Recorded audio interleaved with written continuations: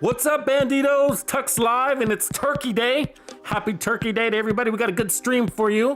Looking forward to this one. Brain Slushy. We're making brain slushies. Let's see who we've got. Let's see who we have in the chat feed. Say what's up if you haven't, and give me a shout out on where you are hollering from.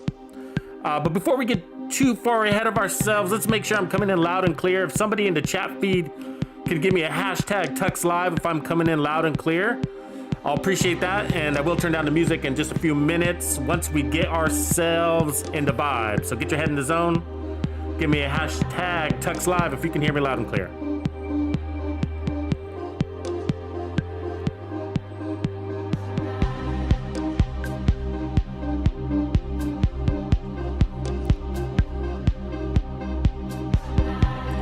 All right, what's up? All right, Lordy. Lord Clint C, Brandon, Latina, Brad Spot, Steven. Appreciate those Tux Lives. Sounds like I'm coming in loud and clear.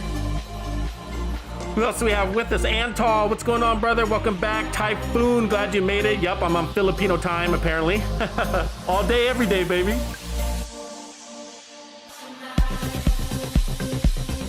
Hope you guys are enjoying your Thanksgiving morning or afternoon, depending on where you are in the world. It's still in the morning, AM hours here in Portland, Oregon, where I'm streaming from. It's 11:11 a.m. Lucky 11:11. What up, Curtis? Welcome to the stream. Rossi Sage, good to see you back, brother. Simon Taylor, how are you doing, brother? And Z here, Thard 69. I'm gonna have a hard time saying your name. Good to see you back, man. I think I tried to connect with you yesterday on Xbox, if you are who I think you are. What's up, Sam? Sam Sven? Lucky Slevin? Lucky number 11? That's what your name reminds me of. I don't know if you've seen that movie. Kevin Hartnett or whatever. Bruce Willis. Your name reminds me of that movie. He had a name that was like Slevin, I think, or something like that. Anyways, I don't know if you've seen that movie.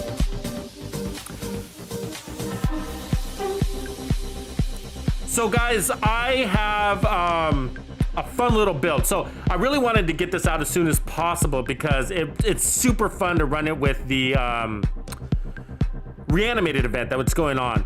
And then I'm gonna put out a couple more videos around this event. But what I want you guys to know, what I wanted to say is that if you're not, you need to be farming this global event right now.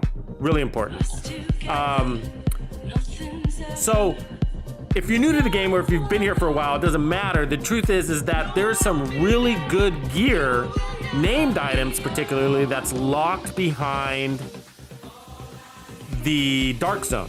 So the Dark Zone exclusive items, like the rifle that I am using right now, and that's the point of me using it, is not only is it beautiful for this event because it just pops those heads off like pimples, is the Virginian, which is the named 1886 with perfect boomerang on it. And I do have a full-on Virginian build. This is a variation of that. This one's a little more well-rounded build. And as you guys can see, pay attention. I'm running 4 directives, 4 out of 5 directives, okay? So 5 is the max number of directives. I'm running 4 with this build on the reanimated event, right? So it's about as hard as it can get. Now, the only build that the only option that I didn't choose from the directives is the, the Pistolero, just because I don't like having ammo issues. So, and even though this is a one-shot, one-kill type build, I still just didn't want to mess with having ammo issues. So, either way, I could have ran that, but I just prefer not to. But with this build, I'm getting headshot kills up to 54, 57, 59 million. 59 million. Now, part of that is because of the event. It does juice your headshots a little bit, so keep that in mind. But that's why I'm running this build. So this build is lethal at short range, mid range, and long range. And that's why you want to run this build. It's basically powerful on all levels. And so it's called a brain slushy because for this particular event, that's exactly what we're creating. We're popping those heads and creating that green juice, which basically gives you kind of weapon handling, a little bit of weapon damage. And that's part of what the event is giving you, but it's also kind of like an oxidizer. So if the enemy runs into that green cloud there, it slowly kind of ticks away at their armor a little bit. So anyways, it's a lot of fun. It's a lot of fun. I'll give you a little bit of the build details along the way of this stream. It's really easy to create. There's no special components to it. I am running an exotic, and I think it's the Coyote's mask is the only exotic to it. But anyways, the point is, okay, guys, is that why am I running all those directives with this headshot build? Okay, so first of all, if you guys don't know, headshots give you more XP. Okay, you get more XP for headshot kills. All right, and so once I get sort of warmed up here, and you'll see that in a minute, we'll start chain killing enemies with headshot kills, which is a big deal because we're getting all that extra XP, and then we're getting more XP because I got those 4 directives going on. All right, and then we got the event on top of that. So the point of the XP is that we're leveling up faster, and every time you level up, you get a red star. Now, in the reanimated event, those red stars can be spent on things, and the things that I'm suggesting that you spend it on are named item caches. All right, and named item caches contained name items in the game, which includes weapons and gear, some of which are locked behind the Dark Zone. So they're Dark Zone exclusive gear, like the Virginian rifle that I am running. Okay, and also like the White Death, which is the marksman rifle that I'm running as my secondary. So, and then I am running the Regulus pistol, which is really fun to run with this event because of the headshot explosions that you're also getting. But if you don't have the Regulus, then you know it is what it is. But the Regulus, you have to play the Iron Horse raid in order to get that bad boy. So, but that aside, you don't have to have the Regulus, but it's good to have a pistol too. But either way, we're lethal at short ranges and long ranges and mid ranges with the Virginian. So a lot of fun, a lot of fun. So anyways, you want to be collecting those red stars. And what I do is I try to get at least 20 named item caches per event. And then that way it just really improves my odds in getting what I'm looking for. I'm looking for interesting things like, you know, a Hollow Man mask with skill damage on it, or Empress Guard knee pads with armor regen already on it, or right now what I'm hoping for is that, actually what I'm gonna be farming those named item caches for is I have a lot of Empress Guard knee pads, but I don't have one that already has armor regen on it, so I can double stack that armor regen. Empress Guard knee pads give you 1% armor regen if you don't know that. And they're Murakami named knee pads. They're Dark Zone exclusive, so you can either go in the Dark Zone and hope you get lucky and not robbed, or you can farm these named item caches. And then on the other side is I'm looking for are the death grips. So I already have a couple of death grips, but what I'm looking for are a pair of death grips that already have crit chance or crit damage already on them. So that way I can roll the armor into a weapon damage core or skill tier, but and use them as like on an all red armor on kill build without having to have too much armor, because I don't like to over armor myself. I like to run in that 900 to 1.1 million sweet spot. Anyways, let's see what you guys have to say. So anyways, if you are farming this event, let me know, and let me know what kind of build you guys are running. If you're not farming this event, tell me why, because this one's really fun. And I'm not big on all these events. Like, I didn't do Hollywood. I basically ran that for a day and I was like, okay, this is just taking too much time. It slows me down. I got builds to make and things to do, and you know, kind of sucked. So there's a lot of events I don't do. The ones that I do farm the hell out of is definitely reanimated. It's just a lot of fun. And I'm gonna level up my character big time. I'm at 5,115, probably pulling over 40 levels a day. Running this event, so I'm really excited, man. Now's the time to be playing, grinding, getting that gear, getting those levels, guys. So let me know if you're playing this event, or let me know why you're not and what build you're using. I was also running my Mantis sniper build. That's a way to hunker down into one spot and just clear an entire control point. But another thing I want to say, and I'll get through your comments here in a second, is try not to play too much legendary. Okay, so legendaries, you know, take a lot more time. You don't get the amount of XP you could get with the number of control points you could clear in that same amount of time. Does that make sense? So even if you're clearing in a So if you're a fast player and you can clear, you know, a legendary in like 45 minutes or whatever, I mean, at that speed, if you're that good, how many control points can you clear in that time? And you'd probably be double, tripling up your XP if you spend more time doing control points. I'm not saying don't play legendaries. I love legendaries. That's where I spend a lot of my time. What I'm saying is that when there's an event like this, and if you're trying to farm red stars so that you can spend at the season vendor, then don't play too much legendary because you're robbing yourself of those stars. You don't get a lot of XP in legendary. Anyways, so let's see. What's up? What's up, Anto? Just friended you. Yeah, see that, Zehethard. Appreciate that, man. Simon Taylor, brother, how you doing?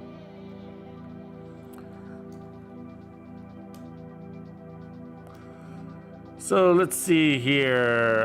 Brandon, happy Thanksgiving, brother. Hope you and the fam and the new baby are doing really good. Lord Clint C, first time catching the stream. Love your channel and content. Keep rocking, brother. Have you tried the Eclipse deflector yet? No. Welcome to the stream, first of all. Appreciate you, man. Appreciate your nice comment. But tell me more about that Eclipse deflector. Are you talking about the Ridgeways? Are you adding Ridgeway's Pride to that? I'm assuming for the status effect, and then maybe Creeping Death to get more bleed going on around you. I don't know. I'm curious though.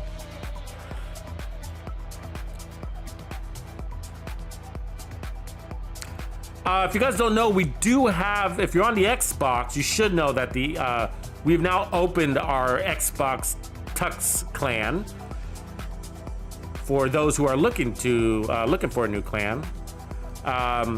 If you guys are looking for a clan, you should know that the Tux clans are popping. So we have multiple clans on PlayStation and I think on PC as well, but the PC clan is almost full, if not full, at this stage. Yeah, in a time where, you know, clans are dying, our clans are thriving thanks to some great leaders and a really solid community. So if you're looking to clear some raids or looking to just play with some really cool people or take down some of those Tuxedo Mission Impossible challenges that I put out, then yeah, head over to our Discord. That's the best place to lock these people down and get associated with the clans. So anyways, Xbox clan is rocking, so we'd love to have you. I'm on Xbox myself, that's where I play, so that's where you'll find me. Mortar Beats, welcome, brother. What's up?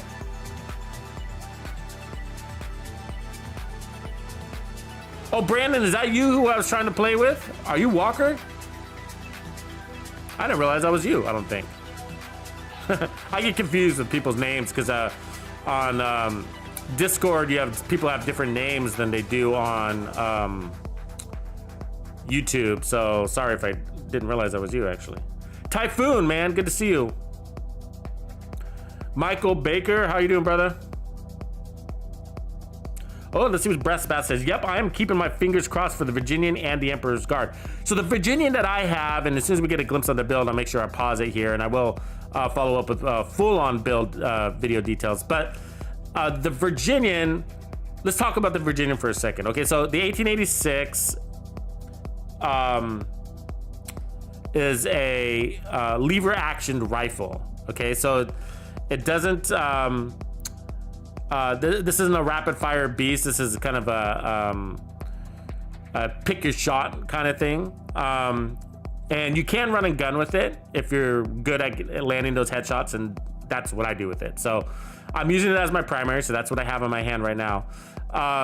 But the 1886, which is the Virginian is based off of, is the strongest rifle in the game. So it's got the highest base weapon damage. Okay, and you'll see that we're able to take down even named bosses with a single shot on this thing. So I'll call that out when that's happening. But yeah, super powerful. Now it has perfect boomerang on it. So basically, boomerang is based off of crits.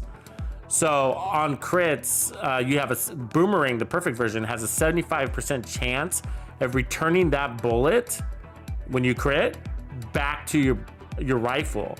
And when you do that, the next shot is going to deliver, I think it's 50% more damage, which is pretty amazing. So watch me one tap these fools all day long.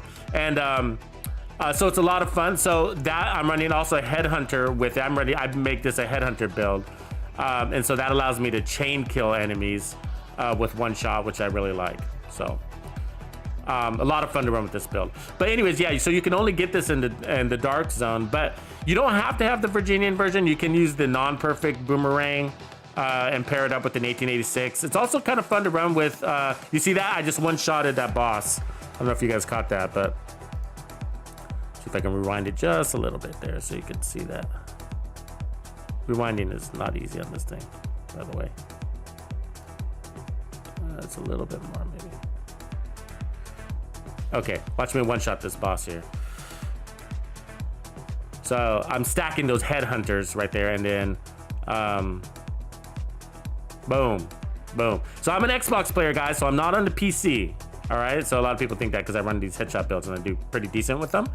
But you got to remember, we got aim assist, and when you get a few headshots rolling, what they don't tell you, what the game doesn't tell you, and it doesn't say anything about this inside the description of these gear talents, but Headhunter gives you more handling. It stacks your handling with each headshot kill, so your handling gets better. So I'm just sort of following my guide, so to speak. So again, I'm using the Xbox controller, and I could, you know, the weapon handling improves and sort of just starts following the enemy's head a little bit for you. You know, it's real.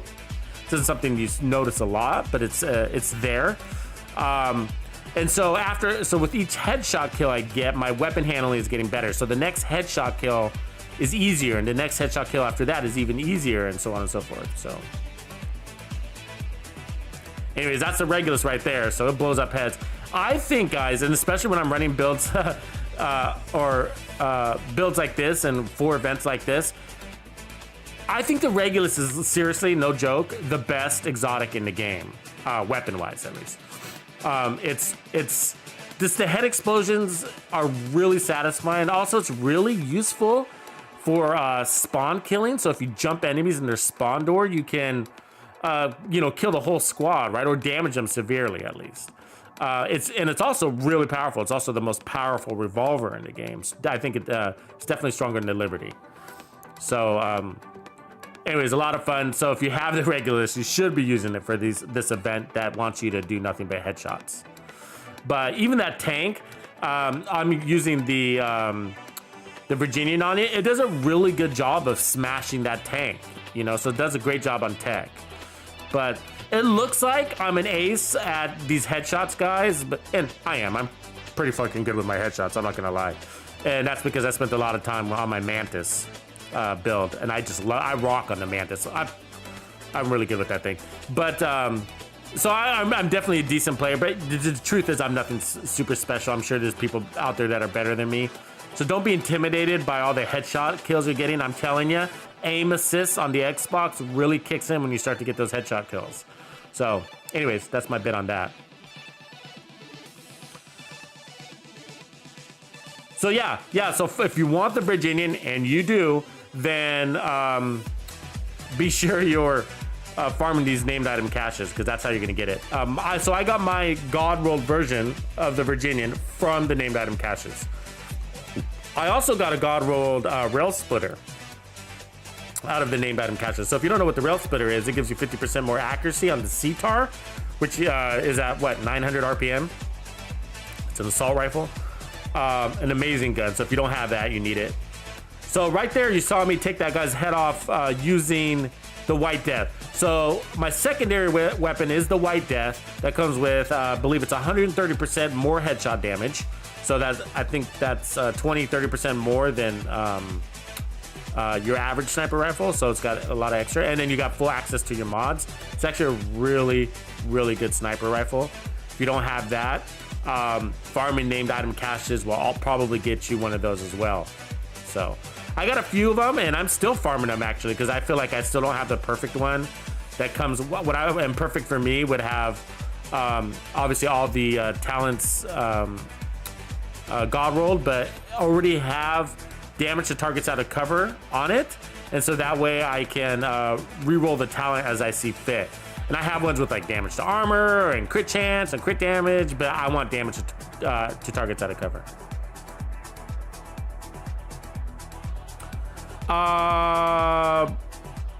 let's see, Antol, who's that? Antol asking what's the title of the music. I really don't know. It's a mix, so it's sort of all over the place. But actually, if you guys are members, I am creating right now for Tux's Players Club members. So this will probably come out next week. I'm creating you guys a custom gamers playlist, or really it's a video, right, that you can play in the background while you're killing fools in the Division 2, so it'll be tailored to the pace of the Division 2. And it's custom, so if you like the music that you're listening to right now on this stream, then you're gonna like this playlist, because it'll be variations of what you're hearing right now. Jaco, welcome to the cloud, brother. Hope everything's nice in Dutchy land. Oh, I didn't realize that the cloud was corrosive to my skills. Yeah, that's funny. So we can kill our own skills. I don't think it's supposed to be like that, though. I don't think that green cloud is supposed to hurt our skills. Is it? Let me see if I can pause on that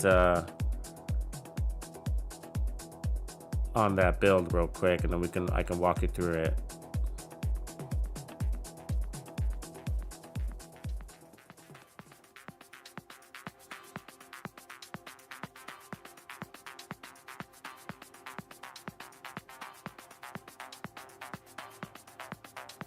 So those little green things that you see laying around, that's part of the directives that I have. You have to pick those up in order to get your skills refreshed. So when your skills go down, they're unusable, and you got to pick up the little green things. So it's kind of annoying. But what's really cool is that this build doesn't really rely on skills. So I'm using the decoy and the fixer drone, but not really relying on them. I'm just killing. Okay, so here's the build, guys. The pretty cool build. All right. So I'm gonna just show you the overview here of the build, and then I'll just kind of talk through all the details. But it's pretty self-explanatory. So don't freak out that you're not seeing inside each of these components, because they're pretty basic. So for the mask, I'm running the Coyote's mask. All right. So the Coyote's mask gives you weapon damage, crit chance, and crit damage, and then I have a crit damage mod on that mask. So the Coyote's mask is giving you, when you're within 0 to 15 meters, an extra 25% crit damage, and that's what we're using it for. And then when you're 15 to 25 meters, it's giving you 10% crit chance and 10% crit damage. And we play at that range a lot, so we are getting a little bit of benefit from the crit damage there. But I do have the crit chance maxed on this build, and that's because I'm running Boomerang on the Virginian, and that requires you, well, that wants you to have max crit chance on the build. So for the chest piece, I am running Providence, it's a first piece of Providence, and that's giving me more headshot damage, weapon damage, and then I have headshot damage and weapon handling for the secondary attributes, and then I have crit chance on the mod. I'm running Headhunter. Headhunter is basically what's powering the build outside of Boomerang, and so that's stacking your headshot damage on top of each other, which gets you up to what, 1200, 1500%. I think it's 1200% damage when it's fully stacked up. And I'll talk about that in a second. My second piece of Providence is my holsters. I have armor on it, and then it's got crit chance and crit damage. Now the Bellstones are really cool. Okay, so I have armor on my Providence, but you could also have your armor on your Bellstones. But on my gloves are Bellstone, and they're running headshot damage and weapon handling. But if you notice, I rolled it to a weapon damage core, so I only have 900,000 armor. And my knee pads are the same thing, except I'm running crit chance and crit damage on it, and a weapon damage core. So I have 900,000 armor, 1% armor regen, and 10% armor on kill, thanks to those Bellstone pieces. And as you can see, I'm killing things really, really easily. The backpack is Cheska, and it's got crit chance, crit damage, and more crit damage on the mod. And the talent is Vigilance, okay? And so Vigilance gives you 25% additive total weapon damage, which is an additive talent, which is a lot. Okay, so let's talk about Headhunter and how that works real quickly. So Vigilance, a lot of people say, well, I don't like Vigilance because when you take damage, it deactivates for 3-4 seconds. And this is non-perfect version, so it's 4 seconds. It'll deactivate, right? I don't care. I don't need it active. I only need it active for my first kill, the initial kill. And that's because once we get our first kill, Headhunter kicks in from there and starts stacking our headshot kills after that. So that's more damage than you need. I don't need any other damage perks really kicking in. A crit damage doesn't matter. Crit chance does matter because I like the boomerang to kick in on top of things. But otherwise, Headhunter takes over and it's more damage than you need. All right. So for the marksman rifle, I'm running the White Death as I mentioned. I have preservation on it, which is giving me 20% armor on kill when I kill with the headshot, which is exactly what I'm doing. And then the Regulus you can see is my pistol, and that is an Iron Horse raid exclusive pistol, and in my opinion, the best exotic weapon in the game, and you'll see why as I am blowing hordes of enemies up with it. For the specialization, you do want to run Sharpshooter because it's giving you more weapon handling or faster acquisition of targets to when you're using your rifle, and more headshot damage as well. Okay, so that's the basics of the build. I am running the fixture drone and the decoy, which really helps with kind of running and gunning or holding enemies steady as well as you get those headshot kills.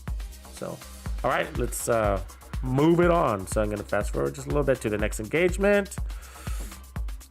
And let's take off some heads. Let's pop heads like pimples with the brain slushy build. You guys know what a slushy is, right? I don't know, maybe for you that aren't in the US. A slushy is, because there's a lot, I'm sorry, I'm just gonna explain this because there's a lot of people that aren't in the US. But a slushy is a drink that you can get from a popular convenience store that we have. And it's basically an icy drink. It's like a bunch of really finely crushed ice with kind of a sugar juice mixed into it. So we call them slushes. I don't know what you guys call them where you're from, but it's an icy drink. It's a smooth icy drink that you can drink from a straw, basically. Sort of like a smoothie, except it's more ice and sugar based. So super sugary usually. Anyways, and so basically I'm calling it, they come in like these really vibrant colors, like usually like red for cherry and green for sour apple or whatever. And so that's why I'm calling this the brain slushy build, because that green puff of smoke reminds me of those slushies you can get from these convenience stores. Anyways, little side note for those who aren't from the US. Do you guys have slushies out there in the Netherlands or wherever you're from? Let me know. Ooh, Sam Sven is running the Sucker Punch build. Super fun. Yeah, so the Sucker Punch build, I have a couple of those. One's called the Decapitator, which is the first version, and then Sucker Punch is the second version. And it's called Sucker Punch because basically it's actually a skill damage run and gun sniper build. That's crazy if you think about the combination of those words, right? It's a hybrid skill damage run and gun sniper build. So you don't hear those things, those words together too often. So basically what I did is, I used to play with my sniper a lot. I love the Mantis. I'm really good at it. It's a lot of fun, really satisfying to get those headshots, right? And then I evolved to run and gunning and kind of got into that and was doing that and nothing else, right? And then I sort of kind of came up with the concept or a challenge to myself, asking, how do I bring those things together? How do I bring my sniper build together with a run and gun build? And that's how I came up with Decapitator. So it is basically a point blank sniper build. And so where you can put and it uses the White Death with no scope in order to do that. And you're one-shotting people all over the place. And I believe I'm using on the Sucker Punch, using the Memento, I think, with it. And I also paired up with Headhunter. And so the idea is to, if you guys notice, I just one-shotted that named boss again. So we're doing that a lot. I want you to know, a lot of one-shotting bosses here. And so the skills aren't so much for power in Sucker Punch. They're mostly to distract your enemies so that you can focus in on their head. And that's why it's called the Sucker Punch, right? A Sucker Punch is like when somebody's not looking and you punch them. That's sort of what it is. So it's like you're hitting them in the face with your rifle or your pistol or your sniper rifle from very close ranges while they're not looking at you. It's called Sucker Punch. Again, a run and gun, close quarters sniper build. Sam, I'm glad you're running that. That's basically what I'm running here, except I'm using the Memento. I'm sorry, the Virginian. And then I'm using my sniper for the long ranges. So I'm using the White Death for long ranges so I can have fun doing that too, because I am enjoying both variations of that this build can do. I do like whipping out my sniper like right here and taking fools out. So, and then running and gunning at the same time. So that's what's really cool about this build. Again, lethal at all ranges. So if you like sniping and you like running and gunning, then you're gonna like this build. Don't be afraid of those headshot builds, guys. I know a lot of people are because they think they have potato aim, but you know, I miss a lot of my shots too, and then you kind of get into a zone and you just start landing them. You see that? So that was, you know, I was on the move when I landed that headshot. And you can do that too. It just takes a little bit of practice on making sure you're focused in on your reticule, right? Where's your reticule in relation to the enemy, and trying to stay just a little bit ahead of him, and, you know, pay attention to that, right? And you'll notice that if you're missing a lot of shots, you just need to take a breath and slow it down and focus on your reticle. And that's what a lot of people are doing. They're watching the enemy, but they're not watching their reticule on where it is in relation to the enemy's head. So that's what you want to focus on. So even when I'm in cover and I'm kind of looking around with my camera and my camera mode, I before I pop out of cover, I make sure I know where my enemy's head. I put the reticule on the enemy's head, and then I pop out of cover. So if I can see an opportunity here in the gameplay, then I'll make sure I call that out. Jaco's running hot revolver. Woo, brave. Very brave. Brandon's doing sucker punch. All right, Brandon. Good for you. Got a couple of sucker punch runners out here. Oh, yeah. It looks like me and Jaco are on the hunt for the same thing. He's looking for those all red death grips as well. They got a drop, right? I mean, I got the skill damage one. I mean, I'm getting everything I want. It's just a... gosh, that and then the Empress Guard. Does anybody have the Empress Guard with armor regen already on it? Is that really hard to get or what?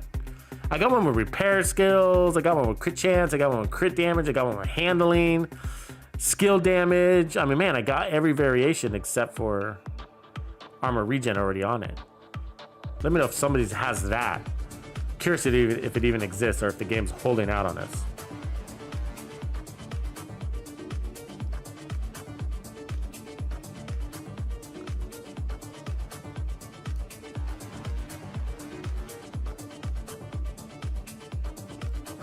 Biko's looking for those too. Those death grips in red. Simon Taylor, let's see what you're running. Using your glass cannon bloodsucker build with the death grips. Awesome. What build is that? I don't remember that build. Glass cannons bloodsucker build. Steven Johnson, averaging 35 plus a day. Not a ton of time at the moment. That's really good, man. 35 stars a day, I think is what he's talking about. That's respectable. That's respectable. We got a few days to run this. Hey guys, if you're not doing it, turn on your directives. I know we don't run directives a lot in the open world, but you need to be doing that. I mean, you should be averaging at least 2 levels per control point. So you'll be getting 2 red stars per control point if you turn on your directives.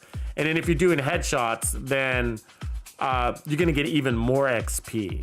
And then you're gonna get red stars by completing those event challenges that they post too. If you guys don't know, you can go into your start menu and go to season events, and you can track how many red stars you have right there. Alex Volkov is rocking Game Over 2 build. Look at you, man, already, huh? Alex, which Game Over build are you running? Did you end up running the here's another glimpse at the build, guys. For those of you who are just now joining, we did do a full walkthrough piece by piece. But again, we're running the Coyote's Mask, Cheska Backpack with Vigilance. We're crit chance, crit damage on everything. We have 2 pieces of Bellstone with some crit chance, crit damage, headshot damage, and weapon handling. And then 2 pieces of Providence for more headshot damage and crit chance. Running Headhunter on the chest. And we're running the named 1886 Virginian rifle, the White Death MMR with preservation, and the lovely, lovely Regulus pistol. Carrying on. Yeah, so let me know which version you're running. Who was that was running that? Alex. Are you running the build 1 or build 2 of Game Over 2? So build 1, for those of you that don't know, first of all, if you haven't seen the Game Over Part 2 build, you need to be checking that out. right now because it's a damn good build. I'm having fun with it. It's really useful if you do legendaries, even if you're doing them in group, but awesome for solo. And obviously it just destroys heroic. You're probably gonna feel like a god when you're running heroic. But also for those of you joining in, happy Thanksgiving. So Thanksgiving is a day to spend with your family, eating lots of turkey and mashed potatoes. So hopefully you guys are having a nice relaxing holiday. And then tomorrow, of course, is Black Friday. And that's where Americans go to spend all their money. So Black Friday in America is where you spend all your money. It's sort of make it or break it for a lot of retailers on this weekend on whether they're going to make their quota for the fourth quarter. So anyways, yep, that's what we celebrate. So we get fat, eat a lot, and then the next day we spend all our money. Welcome to America. Fuck yeah.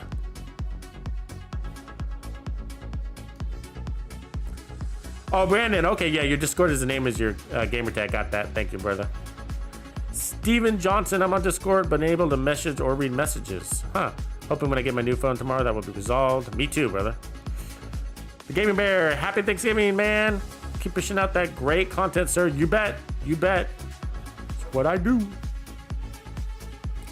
What's up, Sergeant Graybeard? Welcome to the live stream. If you guys don't know, Sergeant Graybeard has a YouTube channel. He covers the Division 2, and I believe he's covering some other games as well.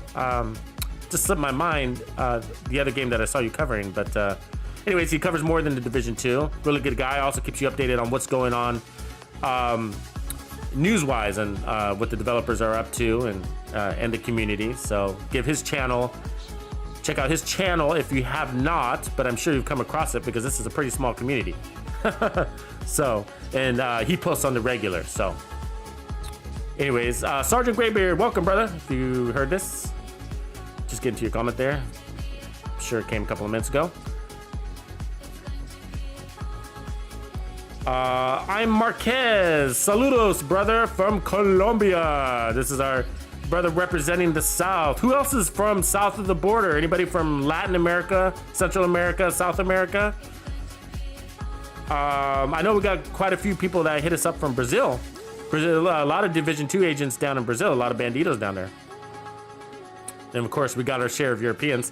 The second largest community that subscribe to my channel are English from the United Kingdom. And then I believe after that is Germany. Of course, North America, US, Canadians are the largest group subscribers on my channel. And then I think after Germany was, going off of memory here, who was after Germany? French. A lot of French gamers, yeah. So yeah, appreciate you guys, wherever you're from. And then Australia is making a climb too, actually. I think we're starting to see a lot more Australian players. But look at this spawn killing right here. This is what the Regulus can do. Beautiful pistol, beautiful. You guys, this is why you need to raid. You guys just gotta at least get your pistols. I know for all of you solo players or people that aren't clanned up, you know, it's difficult for you, but you gotta do it, guys. It's part of this game. I'm a solo player too, man. I love soloing stuff because I go faster. I can run whatever build I want to, whatever. But you gotta mix it up, man. It keeps the game going for you, you know? So if you don't have a clan, remember the Tux clans are thriving. You can join us, find us on Discord. I'm inviting you right here, right now. Discord. Head over there. Meet some good people. We talk builds a lot too over there. Besides all the funny conversations you see going and the memes that are being thrown up, we do talk some serious build talk. We got channels dedicated to that. So if you guys are connoisseurs. 3 asks, what about the Dodge City holster instead of Coyote? Yeah, actually, that's a really, really, really, really good option. It really is. And I should be running it. It's just that I wanted to put more power to the Virginian. And then in some cases, I was running the pistol so much that the pistol sort of becomes your primary weapon. So if you're using your pistol as a primary weapon, then you don't want to use the Dodge City holster. The Dodge City holster is really intended for your pistol as a secondary weapon. And which for sure it is in some cases in this gameplay footage, but you also see me running the pistol as a primary weapon, where I'll just go through these whole headshot chain kills for 5 minutes straight just with the pistol. You're gonna see that here in a few minutes too. But and we're about to jump into some gameplay as well. I got some people that will join me here randomly in the middle of this next fight. So the game is about to scale up in difficulty, and you'll see that we'll still be landing our headshots. So watch this, watch this. Let's blow some fools up. This is the Regulus right here. This is why you need the Regulus. You see that? We cleared 3 out of 4 of those enemies right there. And then that was a heavy, if you guys didn't notice, that was an elite heavy that I just took out. I think it only took me 2 or 3 shots. And so, the machine gunners and True Sons, they're wearing a lot of armor, but more importantly, they're wearing that really solid armored helmet. And the Regulus only took, I think, 3 shots to get through that helmet and then to damage him and then to blow him up. So, Regulus, baby. Rate it. Get it. A lot of fun. So as you can see here, I'm using the Regulus a lot. A lot of fun at the close up. But the Virginian does really well in close ranges too. So I could just as easily do the Virginian. But don't forget to double tap too, right? So if you kill the enemy without a headshot, they will reanimate in this event. So you'll see me double tapping. So you see that? That right there is the Virginian. See that? That was close range with the Virginian. It does really well at close range. You don't want to spam the trigger with your Virginian. Take your time with those shots because it's got a little bit of a recoil and you need that barrel to drop before you launch your next shot. If you don't, you'll just get too much rise and have a hard time landing those headshots. A little trick, little tip, little tuxedo tip.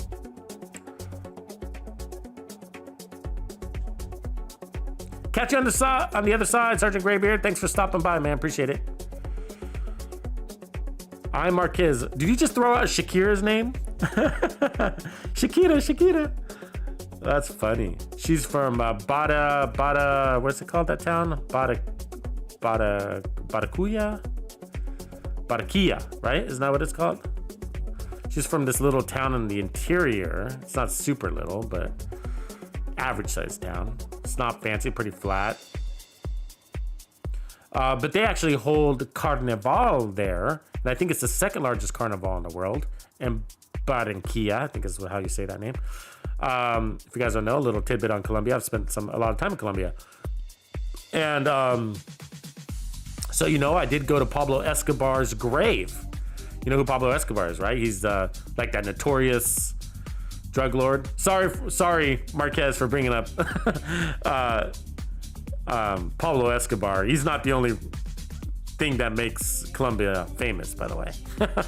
So it just coincidentally, when I was in Colombia, I visited Pablo Escobar's grave, and it's actually a pretty modest grave. It's just a little marble tombstone and some standard cemetery. So, but yeah, he's a notorious drug lord. Yep. And yeah, so beautiful country though. Beautiful country. If you haven't been there, you need to go. It's a lot of fun. Uncle Murph from Thailand. All right. Appreciate you, man. All right. We need more people playing from Thailand. We need more banditos in Thailand. That's for sure. Jasper. All right. Another one from the Netherlands. A lot of people from the Netherlands play this game. Been trying to figure out why. I mean, we're talking a lot because there's a big community that's even on my Discord of people that are from the Netherlands.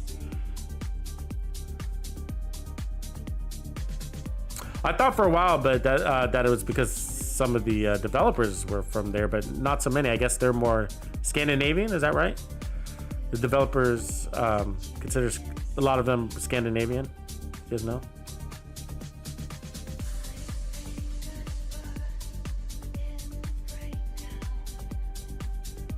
Okay, so Jacob, you're switching between the Regulus and 686. Gotcha. I rolled Future Perfect on my 686 to bump up my decoy.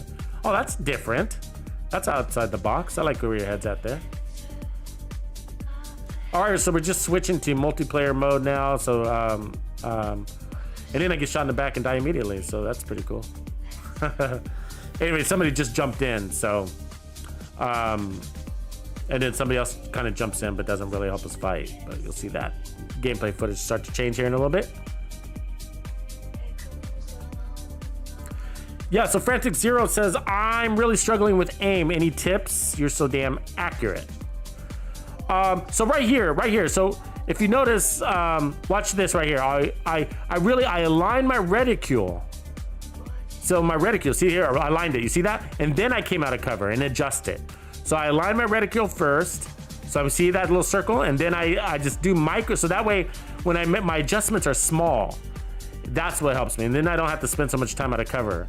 So let's watch that little series just real quick. I'm gonna back it up. So we're skipped a little early, but we'll pop up there in a second. But yeah, so it's good to notice, especially when I'm in cover, because you don't want to spend a lot of time out of cover. But so that's not a good example right there, because I'm just kind of blanket firing on his ass. But in the next few seconds on these next enemies, you'll see what I do is I line up the reticule on the enemy's head as close as possible, and then when I come out of cover, I only need to make micro adjustments. So we get to that part. Yeah, but aim assist takes over from there. It's part of a game. I came across somebody in my clan who turns it off. I thought that was interesting. Here's a little thing though too while we're looking at this. Aim assist also works against you. Do you guys know that the devs, the game, uses aim assist against you? I don't know if you guys knew that. It might be worth turning it off. I'm thinking about it, because I started realizing that more and more lately, that they use it against you. Okay, so there's a couple of enemies that you probably notice are really hard to hit, and I'm not talking about because they're hiding. I'm talking about they're hard to hit and they're right in front of you. You know, one of those are the Widowmakers. You know who the Widowmaker is? It's that lady who does runs that KSG shotgun. She's part of the Black Tusk. We call her the Widowmaker because she's really good at killing us, right? But yeah, so she's always kind of running at you, and she'll be standing right in front of you, and it's amazing how many, you'll be running like an SMG and an assault rifle or whatever, and it's amazing how many of your bullets miss her, but she's out of cover. She's not even running, actually. She's walking really slowly at you, and you're missing her. And you're like, ah! And then you start to panic because you're like, I can't fucking hit her, and then she kills you, right? And that's because if you pay attention really closely to your controller, you'll notice that you can feel your controller pulling your reticule, your aim, away from her. So she becomes more difficult to shoot because aim assist is anti-assisting you with that particular NPC. Pay attention to that. Pay attention to that next time you come across these certain enemies. So she's one of them, and the other one is actually, for True Sons, it's the Grenader lady. She's got a shaved head, and she throws fire grenades at you. That lady, she's the same thing. If you ever notice, she's like really difficult to kill, and she'll be out of cover and right in front of you, and you're like, I can't land a shot. I mean, obviously you eventually kill her, but you're like, I missed 3/4 of my mag on her. Like, what's the deal there? Anyways, aim assist works against you too, so they do that on certain NPCs. This is not a conspiracy. Pay attention to your controller and the drag coefficient on it and how it's pulling away from certain enemies and not towards the enemy's head. It's pulling away from the enemy's head. So it's not every NPC, it's certain NPCs that they want to be difficult, and one of those is the Widowmaker of the Black Tusk. She's difficult to kill for some reason, and that's why. So anyways, so the trick with headshots, going back to that, Frantic, is that you have to point that little circle, your little reticule, whatever gun you're using, mark your enemy's head before you come out of cover with it, and then come out of cover, and you're still probably gonna have to make a change because your enemy moves, but there will be small changes. And so that's basically target acquisition, and it makes it faster when you do it that way. So let's see here. So watch my little circle. Watch my little circle. So let's get this decoy out here. So I'm putting on his head, and then I come out. You see that? And then my changes are small because of that. So that one is not a good example, but that one's not a good example too. So with the sniper rifle, I'm way back here, so I don't have to be as fast, so I can actually aim out of cover. But it's more important you do that when you're kind of in these closer fighting or you're taking on fire. So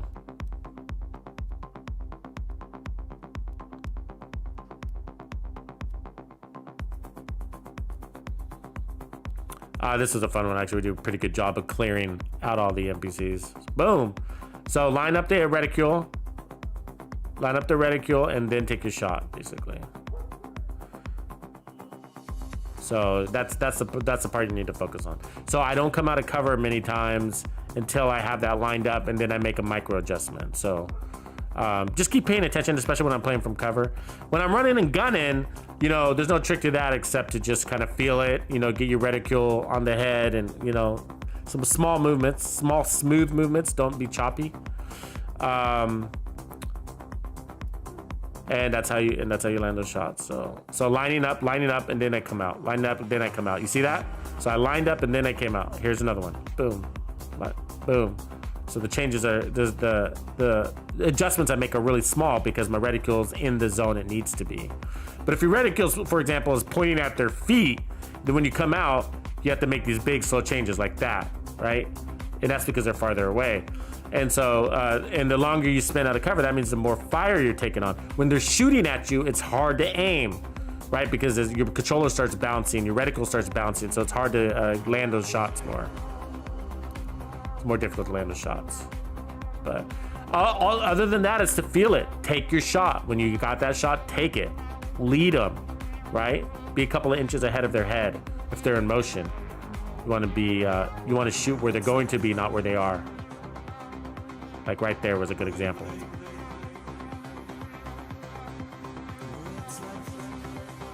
Patience is really important too. Making sure you have you're patient. You did with these guns, you don't want to rapid fire. You don't want to be spamming it. If you go tick tick tick tick tick with your trigger, nope, these aren't the weapons for you. You want to be patient. Pick your shots. Even if that enemy's running up on you, I stay in cover and I wait. I line up that reticle, and when I feel comfortable, I pop out when I know I have the shot. So it looks like I'm a wizard because I'm landing all these, but I'm not. I'm not a wizard. It's just you kind of get in the zone and your aim assist kicks in. I mean, you know, so that like you see me get these headshot kills, but it's not magic. So, anyways, good question. Hope that helps a little bit. Just watch not just me but other players, other streamers, and how they're landing their headshots. You'll notice it's the same thing. All the trick, I guess this is dumb it down, is the trick is to line up your target acquisition is what it's called. So acquire your target before you come out of cover, and your target is the head, not the body. So acquire the head before you come out of cover, and then from there just make the micro adjustments.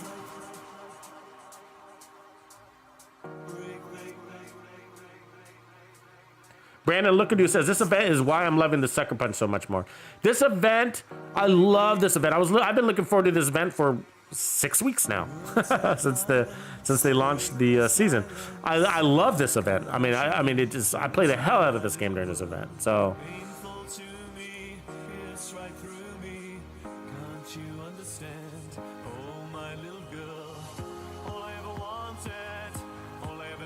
Happy Thanksgiving, Doc Holiday. Good to see you, brother.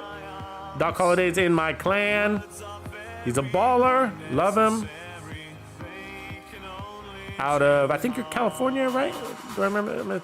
Or was it Texas? I remember you had a southern accent, but I can't remember where. But, cool, man. Glad you made it. And Drogba, GOAT. Thank you for all the amazing builds. You are the agent. Appreciate you, man. Thanks for the shout out.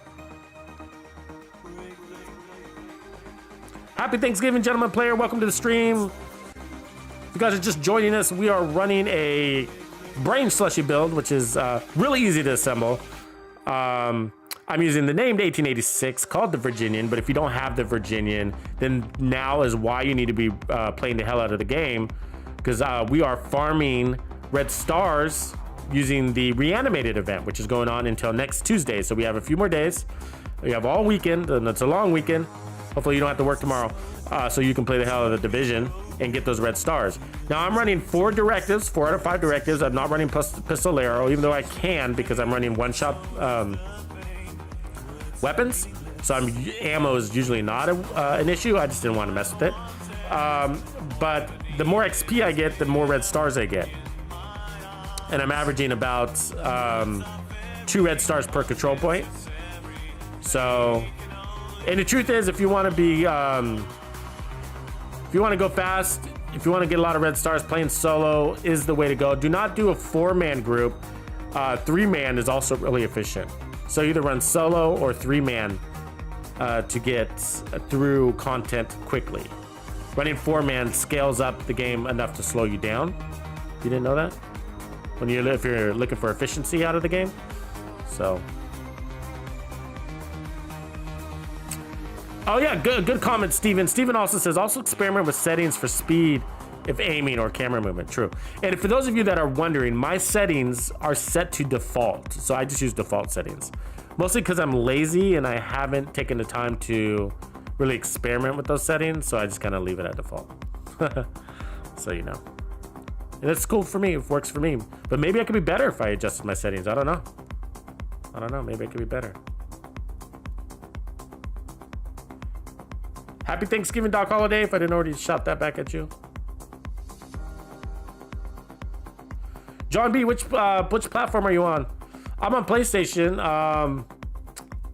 Gosh, I haven't been matchmaking in the last couple of days. People just kind of jump in.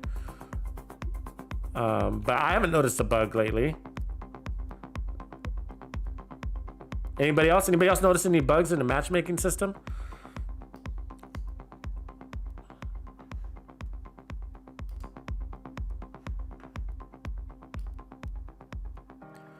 Anybody running a sniper build right now? Who's running a Mantis? Who's using the Mantis for the reanimated event? It's a lot of fun.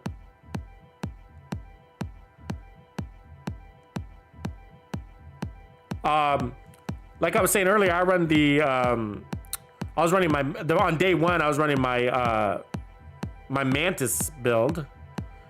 Did I ask who's running the Mantis? I meant the Nemesis. Who's running the Nemesis? Did I say Mantis earlier?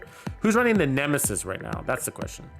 I was running a Mantis build, and I don't know how you guys do yours, but I did a comparison, and things do change. But the sniper builds have stayed relatively steady. I think the only thing that has changed since I made my rifle build was the Achilles Pulse.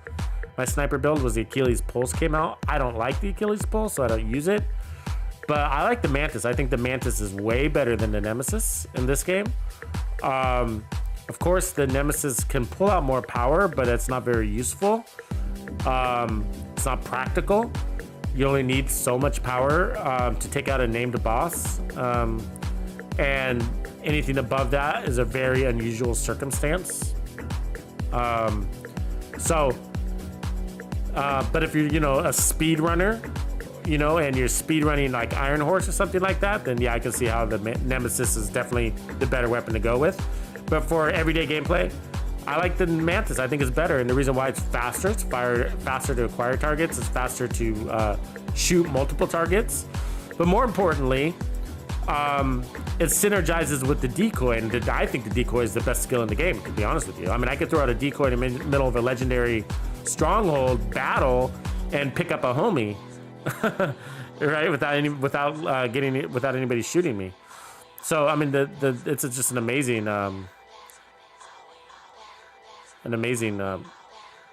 synergy between that sniper rifle and the decoy. But also the Mantis highlights weak points, and those weak points also include heads of enemies. So you can see heads in dark or fog, and the Nemesis can't do that. So those are big deals. So you got infinite cooldowns on your decoy. Infinite cooldown, right? I'm sorry, no cooldown. That's what I mean. No cooldown. And you're chain killing with the Mantis left and right? So you literally have infinite life on your decoy with 0 cooldown. So that's alone is amazing. But being able to highlight heads and see enemies in the dark is also really helpful. So that's why I think that the Mantis is definitely a better weapon than the Nemesis all the way around. But yeah, if you're trying to one-shot a raid boss, then probably the Nemesis is the one you want to go with. But how many of you guys in this stream are one-shotting named bosses? I'm on the Xbox, John B. Okay, you're on the Xbox too. Yeah, I'm on the Xbox. I haven't noticed any matchmaking issues. But you know, I don't think I've matchmaked since Tuesday. So, I mean, obviously I'm playing with other guys, but these are my homies. So, it's all right, Sam. I'll catch you on the other side, man. I'll be doing a lot of streams this weekend. So, I'll catch you on the other side.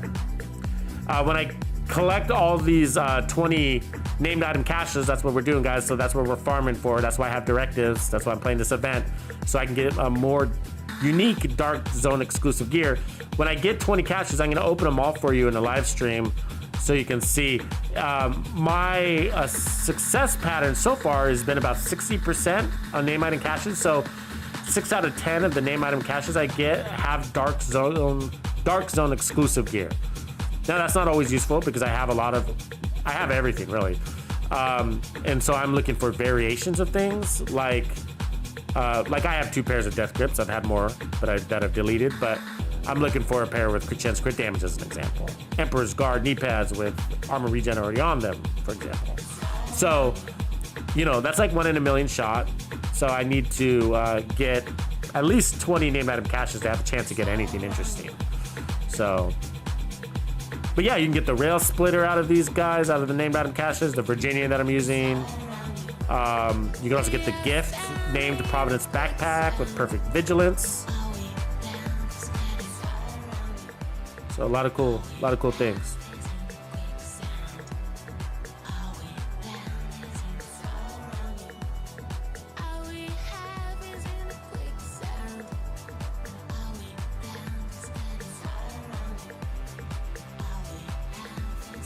Doc Holiday is running the White Death without a scope. Yeah, that's like the Sucker Punch or the Decapitator build. Yeah, a lot of fun. Good for you. That's old school pro right there. You know scope sniping, guys. Love you. Love you. It's really useful, guys. Even at long ranges, you can land just as many headshots on range as you can without. Obviously, you're missing out on 30% or even 45% headshot damage without a scope. You are missing out on that, but you don't always need it. What I say, actually, this is a thing. For me, I think that sniper builds are overpowered. So that says something even more about the Nemesis, right? Sniper builds are overpowered. I believe my Mantis build is overpowered, and the way I run it is with, I run 3 pieces of Aces, 1 piece Providence, and 1 piece Araldi, and then I like mine with the Sawyer's knee pads for that 30% weapon damage. Also for resist, you don't get shuttered by explosions, which is also nice, and then it comes with a little bit of armor.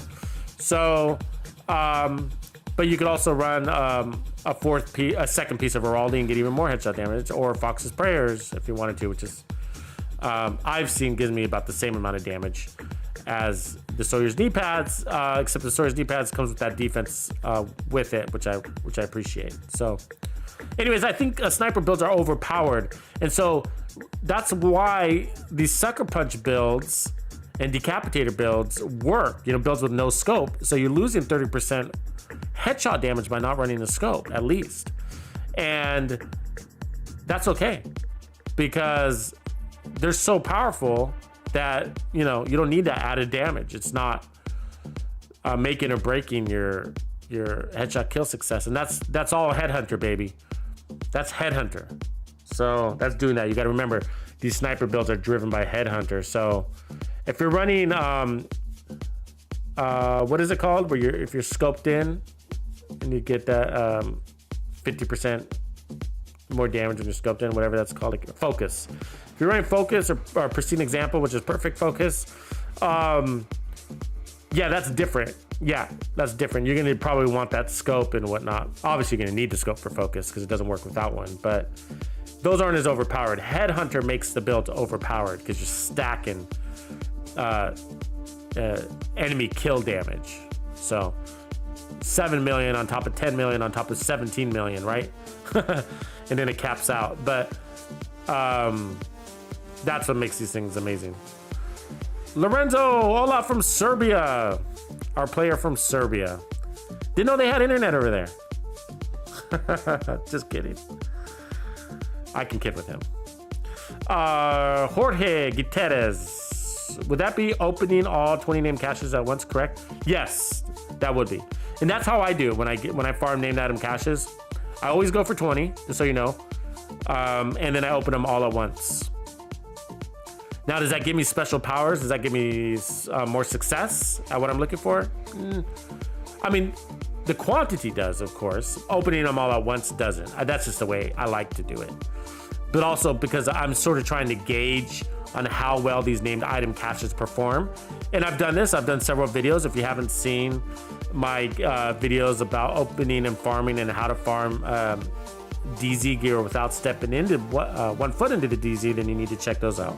What up, Identity? Identity's in the house. Everybody say what's up to Identity. You haven't?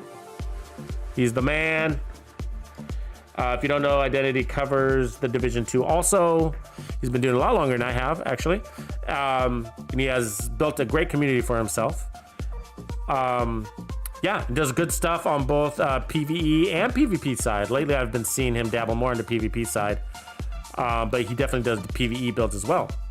He does some good legendary stuff. And they're, if you like me, then you'll like Identity, because he's an outside the box, off meta kind of guy too. And looks for new ways to do things, and his builds have purpose, just like my builds, right? If you guys notice, like all these builds serve a purpose. We're not just creating builds that say, hey, this is the strongest assault rifle build in the game. This is the strongest SMG. This backpack will make you gone. No, you know what I mean? These builds are created, have a purpose, right?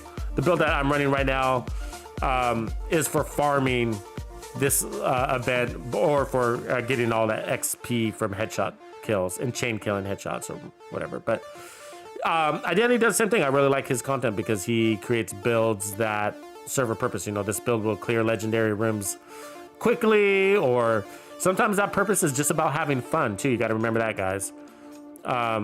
This build is really fun. That is the purpose of this build. You're gonna love this build. That's the purpose. You're gonna have fun playing the game. That's important, you know? Is it, let me ask you this. I mean, how great is it to have the strongest, you know, M1A build, but it's no fun? That's not gonna keep you in this game very long, I'll tell you what. So if the build's not fun, if you're not enjoying it, if you enjoy getting out of cover, and if your build doesn't allow you to get out of cover, if your build doesn't allow you to blow up heads, and you're not having fun because of that, then you need to switch it up, man. Don't let that peer pressure hold you to these builds that you're not enjoying. Play your way, or play the Tux way. One or the other. Just kidding. Play your way. What I say is the best build in the game is the build that you love. That's how it goes. Don't let anybody tell you different. That's what I'm gonna tell you. That's why I don't like to say too many times the best build. Like, I don't put out the best build. Like, it is the best build, but I don't say it's the best build, because the best build is the build that you love. So I'd rather say you're gonna love this build. You know what I mean? Or you're gonna have fun with this build. But anyways, that's my 2 bits on that. What's going on, Identity? I hope you're having a good turkey day. You're on the East Coast, if I remember right. But yeah, I look forward to doing some future collabs with you, if that's the direction we end up going.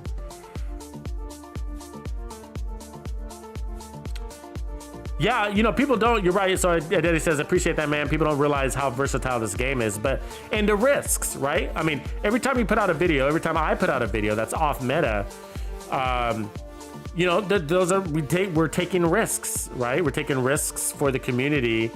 We're putting up our channel against, I guess, against the grain, right? Because there's a grain here. I mean, the easiest thing we could do is I could put up the strongest assault rifle build and put the best assault rifle build cover, right? I could create the strongest sniper build and say the best strong rifle build cover. Or I can create a solo legendary build and say, or a legendary build and say, this is the only legendary build that you need. Those are false. Those are lies. That's crazy. The only legendary build you need? No such thing, right? But that is sort of the Division 2 standard, well, at least on YouTube, is just that's the easy thing. That's easy. That's a cop-out. That's like, you know, that's there to, I mean, if we wanted to win likes and subscribers, that's all we have to do is say this is the only legendary build that you need, and there's no other ones out there. But the truth is that's wrong. The best legendary build is the one that you love. If it works for you, that's great. You know, if it works for you in solo, that's even better. If it works for you in group play, awesome. You know what I mean? But anyways, that's why I like Identity, because he takes risks, right? So he puts out content and videos out there that some people might.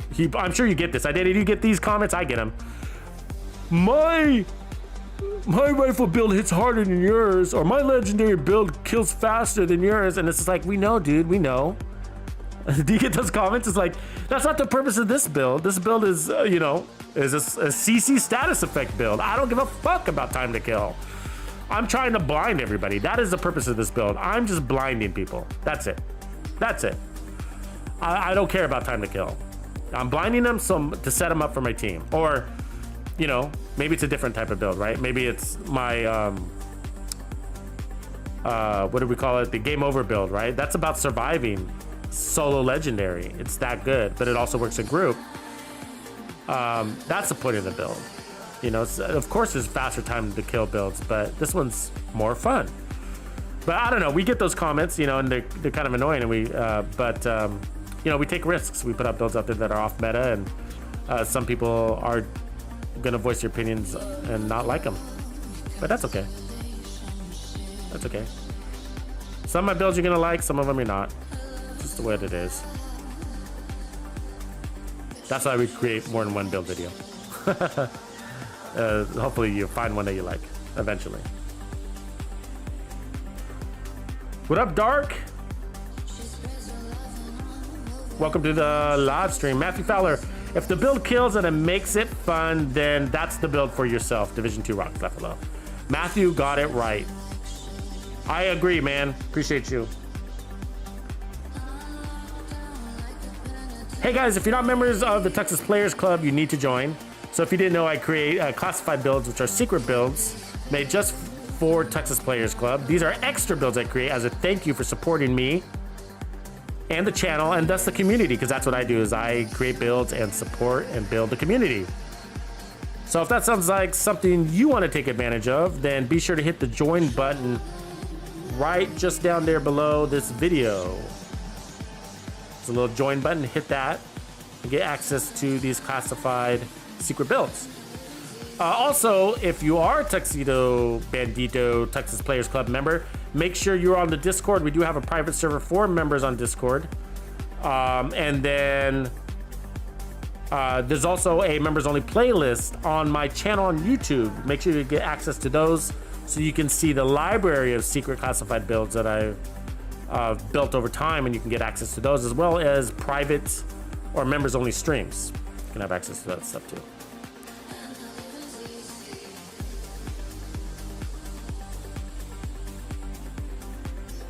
Xander DM says stars are almost unlimited. Depends on how many levels you can climb during the event. It is limited from the objectives. Totally. Yeah, but because you level up as a character, is what he's saying, that it is unlimited. So the more you level up, the better. So that's a Widowmaker. We were talking about a Widowmaker earlier, right? That lady, that shotgunner, she tends to get you to miss a lot. So, boom, let's blow her head up. Brain slushies. We're making brain slushies. Who wants a brain slushy? You get a brain slushy. You get a brain slushy. You get a brain slushy.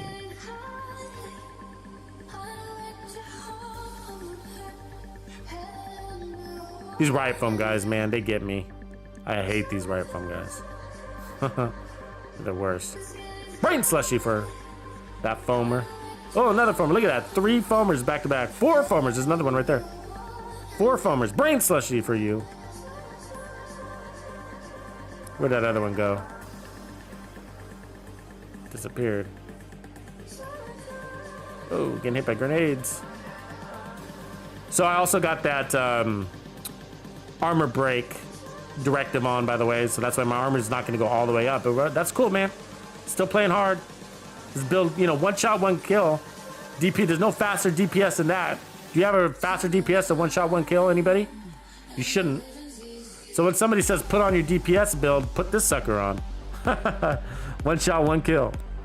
Close range, short range, mid range, long range, it doesn't matter. Doesn't matter. You got the utilities to be lethal at all ranges. So it is faster. I mean, even if you're doing a raid and you're guarding a door, for example, you know, if you had the Regulus, right? And, you know, when the 3 guys come out of the door, just pop one of them in the head. They're all 3 dead. Popping heads like pimples.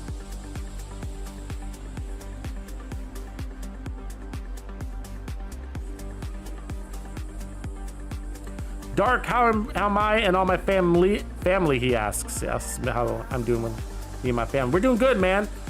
The peeps are, my family's up there making the turkey dinner. We're gonna have turkey tonight, and we're going to have honey baked ham, which I'm really excited about. I don't know if it's a national franchise or if there's just local, but we have a company that's called Honey Baked, I think is actually what they're called, and they make a really good honey baked ham. And to get one, you actually have to wait in line. That's all they do. They don't do anything else, just honey baked hams. And they are a retail store. You know, they have like one in, we probably only have like 2 in our city. And I don't know if they're national, so I don't know if you guys have them also. Let me know if you do, curious now. But yeah, they make the best honey baked ham on the planet. It's so good. I love honey baked ham. I mean, I even, after Thanksgiving, man, I make myself little honey baked ham sandwiches, you know, just get a roll, cut it open, put a little mayonnaise, a little honey baked ham. So good. Maybe some spicy mustard. Cranberry sauce. Mashed potatoes. Gonna have me some taters. What's up? What are you guys having for Thanksgiving? You guys all turkey? Who here is gonna have honey baked ham? Who here? Okay, we need to do a poll. Let's do a poll. A new poll. Let's set up a poll. So, ham or turkey?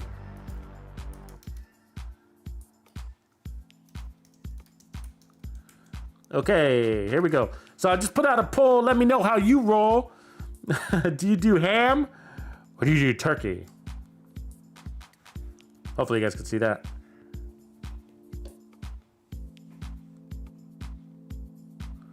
So ham or turkey, ham or turkey. There's the poll right now. Let me know. So far we got some people hitting the turkey. So I think I'm a ham guy myself, but don't let me influence your vote. Ooh. What do we got going on? Oh, it's evening out. Ham or turkey? If I say the word ham more, does that gonna affect the poll results? Do you wonder? Ham. How do you roll? Ham or turkey? Yeah, so for me, I do love my honey baked hams. No doubt. Vote. Cast your vote. I know I'm making myself hungry, Dark. Now I'm thinking about honey baked ham. Matthew Fowlers is from the United Kingdom. No turkey today, laugh out loud. Good for you, man. Good for you. Yeah, you know, we're technically celebrating, the day that Americans, or the what do you call them? Not pioneers. What are they called? What were they called? The Pilgrims. The Pilgrims took advantage of the Indians. No, actually, the Pilgrims were starving and having a hard time surviving the winter, and the Native Americans helped them on this day and provided them a big fat turkey, and vegetables and fruits and whatever and stuff like that, squashes and stuff, and then helped them with a feast. And so that's sort of what this day celebrates.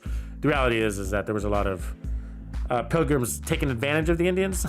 So it's also, there's that side of it, the story too. But anyways, we celebrate. It's a family day. That's what's important. Is it's about family getting together and getting fat. And then tomorrow we spend all our money on Black Friday. So I just bought the new Xbox. I just got the new Xbox. I hooked it up. So this gameplay footage you're watching now is on the new Xbox. I'm really enjoying it. So I'm rolling up from the Xbox One, the launch edition, really. And, you know, the graphics I definitely noticed. First impressions were, you know, 2 thumbs up there. The load times and stuff like that, you know, I'm not noticing anything real fantastic. So I'm kind of chalking that up to load times are more internet-based than CPU-based. But, you know, they're a little bit faster. But what I'm really liking is the sensitivity in the controller, actually. Because I was playing this event on my Xbox One, and then on the same day I played it on the new Xbox One Series S, is the one that I got, and I could feel that the controller had a little more control within the thumbsticks. So I really like that. I really like the additional control. It's a little bit lighter weight to the controller. A little bit more ergonomic, but it's basically the same design. But yeah, I'm enjoying it. I had a real hard time though transferring the Division 2. I actually had to buy the Division 2 again. Isn't that bullshit? Yeah. So what's the point of making the game, you know, backwards or compatible for the new Xbox, whatever you call it, for the new Xbox, when I had to buy it again? I tried transferring it from network to network. I tried transferring it to my old to an external hard drive, pouring it over that way, and it would not recognize that I owned the game. When I tried to play the game, it says you do not own it. It showed that I owned the expansion, but it said that I didn't own the original Division 2 game. Super pain in the butt. And so I ended up just having to buy a new one, and just took the hit because it was taking too much time to try to figure out. I didn't want to lose another day because I love you guys. I need to make content for you guys. So anyways, that was that. But I don't know if you guys had a similar experience, but that was annoying. It was annoying. Cost another $20. But pizza sounds good too, man. Let's stop talking about food because I am literally getting hungry. All right, let's see what the poll results are. 53% turkey. Ham. 53% ham. Ham takes the prize. We are ham lovers.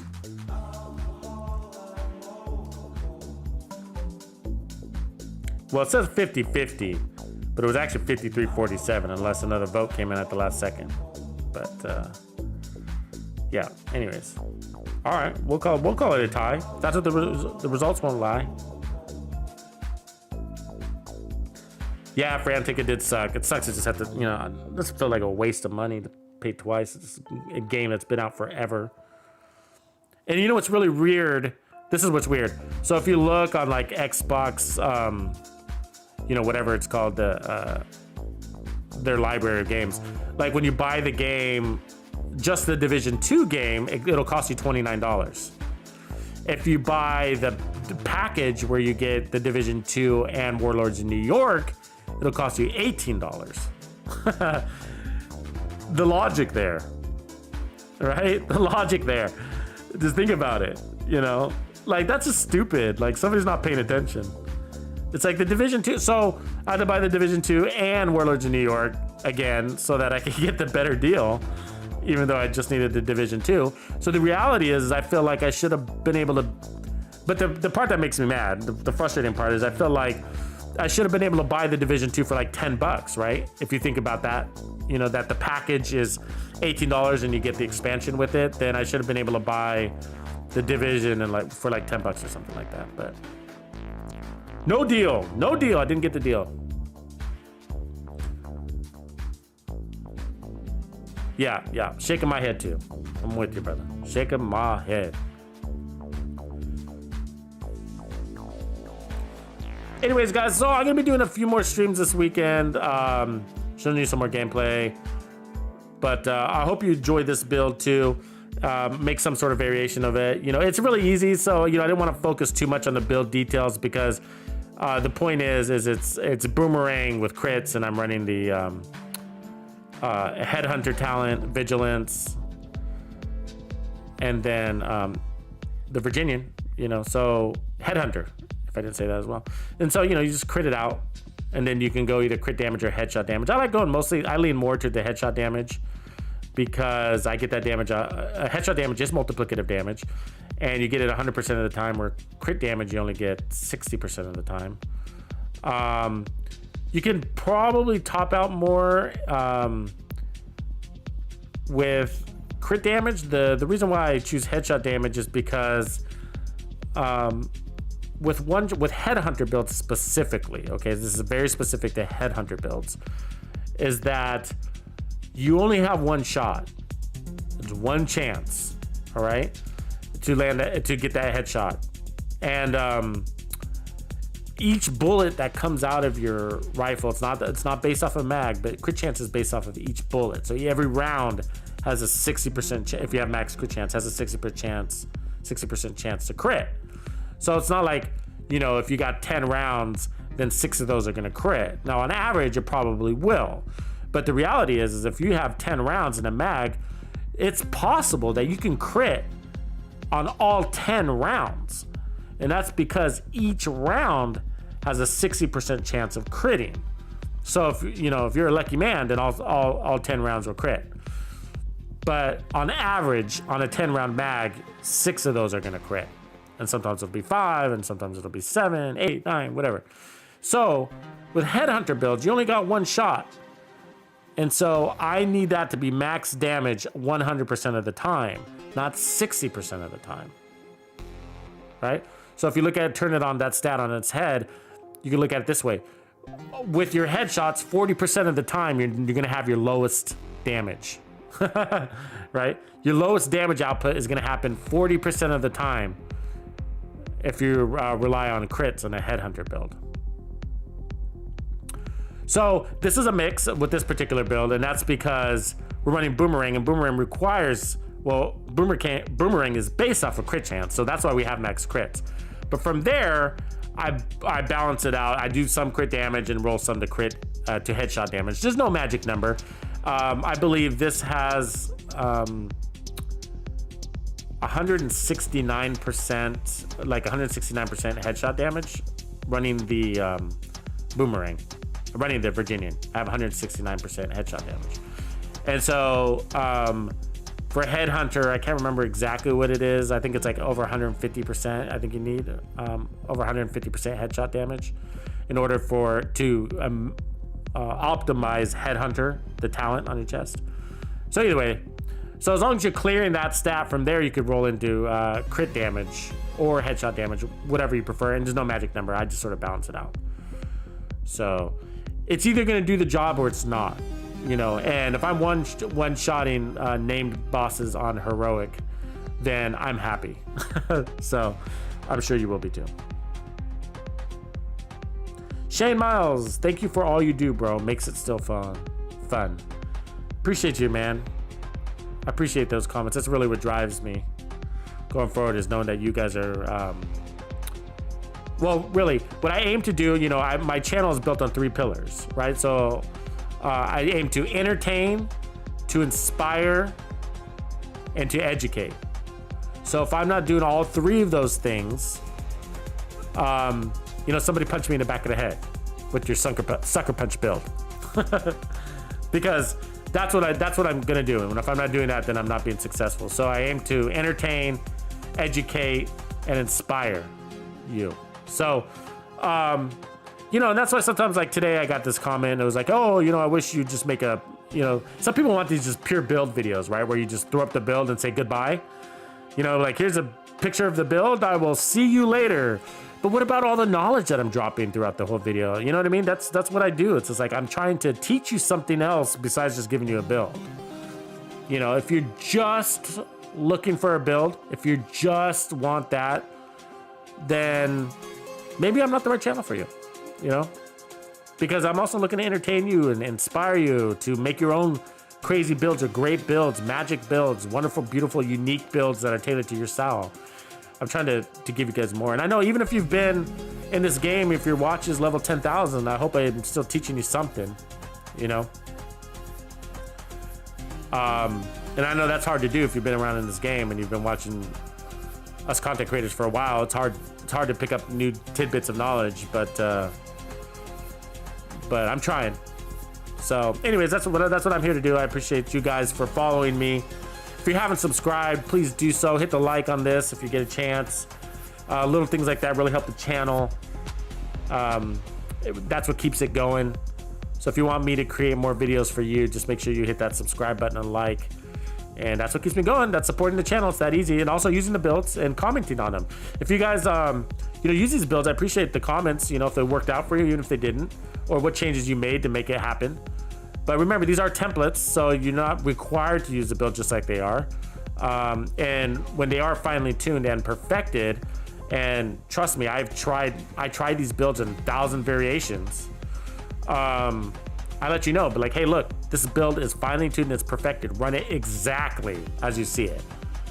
And I say that to save you time, but it doesn't mean you have to. I mean, if I do a lot of run and gunning. I play a lot of out of cover. And if that's not your style, then, tailor it for sure. These are templates. So that's why there's no such thing as a good build or a bad build. Just, take the build, adjust it to your style. And now it's the perfect build, because the best build, again, is the build that you love, not the build that I love. So think about that. Michael Fernandez, is the Virginian DZ only drop? Yes. And that's why I'm running it in this build, because we are playing the reanimated event. And the reanimated event gives you these red stars, right? As you complete these tasks or level up while the event is on.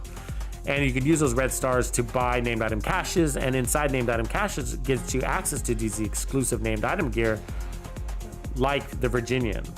And so that's sort of the reason why I put together this build, is so that to inspire you to play this event, so you can get this beautiful rifle. Again, it's the hardest hitting rifle in the game, base damage wise. And Boomerang is really, really a strong talent. So it might be the hardest hitting game all around. So yeah, it is.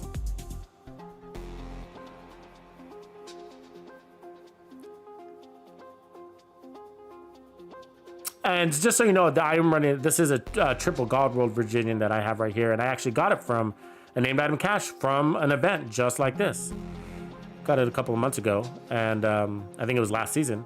Probably from the same event last season, or maybe Golden Bullet. But yeah, I got this. I've gotten basically all my good DZ gear didn't come from the DZ. It all came from named item caches. I have gotten Dark Zone exclusive gear from the DZ, of course. It's just that the rolls aren't as good. With the named item caches, you usually average the 75 percentile at least, if not triple God rolled. So those named item caches are going to come like with 3/4 rolls or better, in other words. So it's very rare to get something below that. So that's why it's when you're playing the DZ, I've gotten like the perfect, Vigilance, the gift, and it'll have like horrible rolls on it, and it's just like, oh, it's so sad to get. Finally got one to drop, and then it's got these nasty, horrible rolls, So named item caches, you just better off. I mean, nobody's gonna steal them from you. Nobody's gonna cut your rope.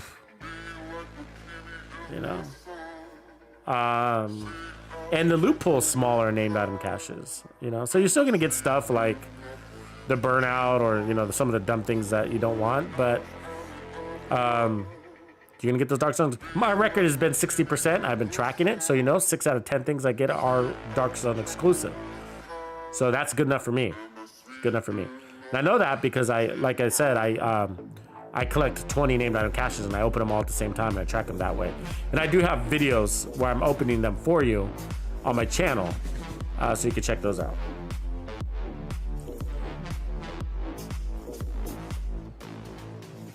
Good question. Matthew Fowler, I love the build videos. It's great to see how these builds work and make the game fun again, solo or in group. Yeah, for sure. Appreciate that, man. Do you know that the majority of game players in the Division 2 are solo players? It's something like 80% higher. Excuse me. Also, we spend most of our time playing heroic content also. So even if you're a legendary player, you on average, most still spend their time doing heroic. Because especially when it comes to farming, it's more efficient to farm on heroic than it is in legendary. Very few people raid. I think the last time I checked, it was less than 1% of people do raids, complete raids. And solo legendary is even smaller. So I do a lot of solo legendary builds, but it's mostly just to prove the performance of a build. But I do realize doing solo legendary is a pain in the butt, and it's not for everybody. More importantly, it requires a lot of perseverance. So a lot of failure and a lot of getting back up and doing it as many times as it takes to succeed by changing your approach. So a lot of perseverance to do solo legendaries. But I do recommend it if you're at that level and you're ready to take it to the next level. To start doing solo legendaries, it really opens up a whole other side of this game. You really have to refine your strategy as well as your builds on how they perform. A lot more burst, upfront damage. You find to be more useful for solo legendary. So I'm looking to wrap it up here soon. We are coming to the end of this stream, so if you got some comments and questions, be sure to stick them in the feed right now, and I will do another self-promotional shameless plug. So if you haven't subscribed, please do so. Hit the like and comment down below when you're able to do so. And also join Tux's Players Club. So if you don't know, I create secret classified builds. These are extra builds I create for Tux's Players Club as a thank you for supporting me and the channel, therefore supporting the community, because that's what I do, is I create builds and build and support the community. So if that sounds like your bag, hit that join button just below this video. I appreciate you, and I will see you on the member side. Dubsta75 says, I have cut plenty of ropes in the DZ. It's great. Dubsta, you're so mean. That's mean. Oh my god, Dubster's mean. He's cutting ropes. People work hard, and this guy's taking their stuff. That's the game though, huh, Base? That's the game. Or Dubsta, that's the game. I get you, man. But yeah, that's why I don't farm the DZ. When I go in there, it's usually not the farm, just so you know. I'm playing for the fight, but I don't like the farm because it's like, it makes me upset when I find that gear piece I've been looking for, finally get it, and then somebody steals it from me. That's, yeah, I'm not even gonna try to farm. That is. Base Connor, your approach to content is always outside the box, much like the build templates you drop. It's all good. The trailers, cinematics, all of it.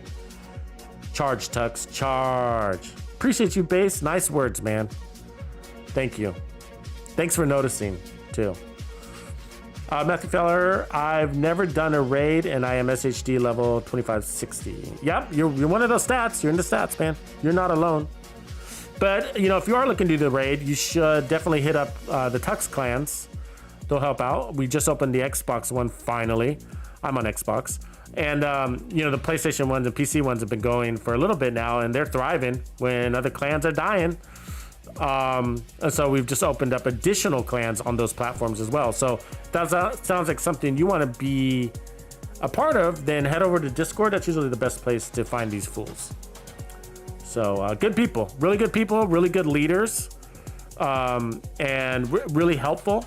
And also on Discord, you know, we talk builds too. So if you're a build connoisseur, and if you love that about this game, then join Discord. It's not a big deal, Discord. I know a lot of people aren't really comfortable with it because they've never used it before, but you know, it's just a social media application for gamers. And it allows us to host conversations outside of Xbox. I mean, outside of YouTube. So yeah, it's real simple. Just download the app. And then all of my videos have a link that you can click to join the Discord. It'll take you over there. And then you're in. So anyways, yeah, head over to my Discord. Take part of those conversations. And then if you're looking for a new clan, then, you know, reach out to the clan leaders once you're over at the Discord, and they'll help you out. Tux clans are thriving when other clans are dying. CJ Sal's, welcome to the stream. If you're just now joining us, where would I find the Pesty dropping? I just dismantled mine, only one by accident. Actually, you know, the Pesty, speaking of the Dark Zone, the Pestilence, I believe, used to be Dark Zone exclusive originally. And so it actually drops a lot in the Dark Zone because of that. So if you're looking for the most frequent drops of the Pestilence, that's where you're going to find it. Otherwise, You look for targeted loot that is set to LMGs, then you have a good chance of finding it there. And the third option really is to do the weekly or daily events that offer exotic caches, and that's going to be the other way that you can get it. Other than that, you can get it by chance doing anything in the open world.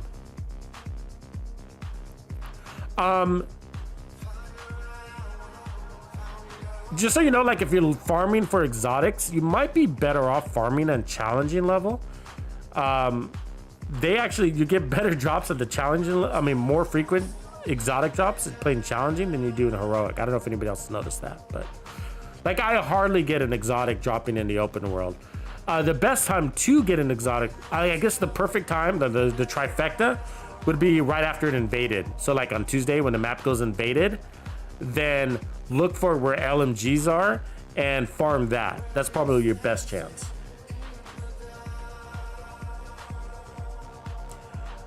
Jacob Starkey, yo Tux, does that striker build work, please? What striker build are you talking about? Are you talking about the perfect blend, the striker hybrid build? Because if that's the one you're talking about, yeah, that thing works. Hell yeah, it works. That's one of my favorite hybrid builds. So my favorites are Slaughter, Game Over, and Perfect Blend, which is a 4-piece striker hybrid skill damage build.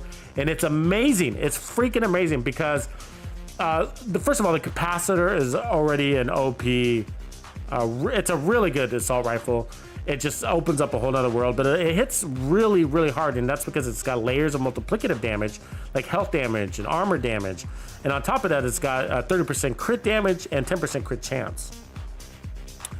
And then the base weapon damage on it is really high, and then it pulls more weapon damage from every skill tier you have. So you pair that up with the 6 skill tier build running the Memento that has an additional weapon damage core on it, then you're gonna find that the capacitor is really powerful. Now, throw on 4 pieces of striker, and then you're gonna get a higher RPM, and an RPM is a multiplicative statistic, if you didn't know that. And so that's gonna make, obviously, the capacitor shred even faster.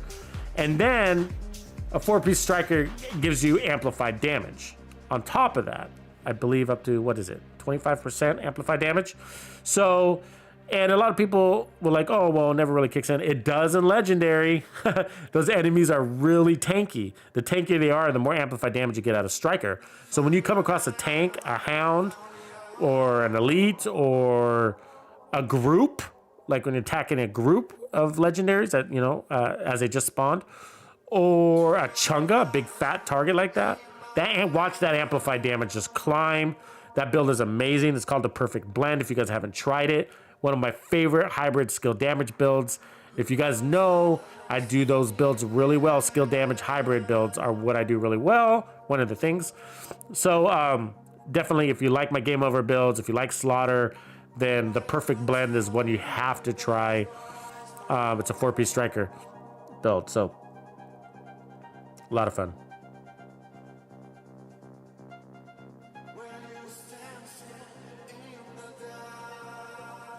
Frantic Zero says, can you talk about movement? I feel like agent movement is as important as a build. Yeah, there's a lot to movement. So first of all, playing out of cover, not just in Legendary, but even in Heroic, as you see now, a lot of that's about situational awareness, right? So I always know where my enemies are in association to where I am, right? And so situational awareness, but also knowing where the spawn points are, right? So where these guys are going to spawn point are, where they're going to spawn at, and getting myself and working my way around this control point, for example, to be in position for when the spawn comes. Whatever position, offensively or defensively, is up to you. But that's part of movement. That's part of being successful playing out of cover or just completing anything in this game. Situational awareness. So knowing where the spawn points are, learning that. Right, I've played this control point enough times where I should know that. So that door that I'm standing by is at one point where they spawn out of. So I know that at a certain point when I kill a certain amount of these first wave enemies, that spawn is going to kick in. And do I want to be standing where I'm standing when that happens? So situational awareness, knowing where the enemies are, knowing where they're going to be, are really important part of being successful. And then from there, it's also about having moves. You need to be able to, and that's why I create builds without shields. 99.999% of my builds have no shields, and that's because shields slow you down. And so I believe that agility and speed are more important to your survivability than a hard shield is. Speed, movement, agility, right? So moving, being fast, shooting first are important things. Flanking your enemies, moving so that they don't flank you. So I displace a lot. Move, displace, move, you know. So even if you're playing from cover, even if you're not running around like El Pollo Loco like I am, you should be displacing a lot. So don't, I mean, there are a few builds where you can hunker down and hold your ground, like Negotiator's Dilemma and a Sniper build. You know, those allow you to really hold your ground because they have the power to defend from a single position really well. But other than that, if you're running an AR build or an SMG build or a shotgun build and you're playing from cover, you need to displace a lot. Otherwise, they will corner you, right? And the way they corner you with those builds is that they'll have people shooting at you from range, and they'll have people rushing you on top of that and flanking you on top of that. And then you're cornered because if you get out of cover to move because of the flankers or the rushers, then the people at range are going to take you out while, you know, it just becomes a nightmare. You get my point. But yeah, so you got another moves. You got to have dance moves. You know, you got to be able to juke, to tuck. You got to roll. You got to use those, especially if you're playing out of cover without a shield, because, you know, enemies are shooting at you as you're approaching them, and you need them to miss some of those shots. Otherwise, by the time you get to them, you're going to have no armor, and that's really annoying. So anyways, yeah, so have the moves, have some good situational awareness. That's more important than anything, good situational awareness. And part of that is learning spawn points and how many enemies spawn. And for example, in the first wave of any control point on heroic, you're going to get a mixed difficulty level of NPCs, mixed archetypes, right? You can get reds, purples, and golds. The second wave of a control point is like a 100% gold when you're playing heroic. So you're going to get all elites. So that's something you need to know. You know, that's something you need to know. And that's might adjust how you play in the first part of a control point versus the second wave of a control point when you're defending it. You know, you might play it differently. Also, you know, the first like 10 seconds when you attack a control point are more intense than the remaining time of the first wave as you're attacking a control point. So knowing that, that's situational awareness, and that's going to carry through the game. So when you're playing the raids, having good situational awareness is the most important part of the raids, more than anything, more than knowing the mechanics. If you have good situational awareness, then you're going to be a good team player for the raids. Even if you don't know the mechanics, you'll pick up the mechanics quickly based on situational awareness, understanding, oh, my teammate's doing this. Well, okay, my job is to protect this door, but I'm also paying attention to what they're doing, so I understand the mechanics and I can adjust my game style based on what's happening, my gameplay based on what's happening. Anyways, that's all situational awareness. I hope that helps a little bit. But yeah, you got to have the moves if you're going to play out of cover. Don't run in straight lines, zigzag, flank, curve. Shoot first, get the jump on your enemies. That's really important. Shoot first. That's basically the objective.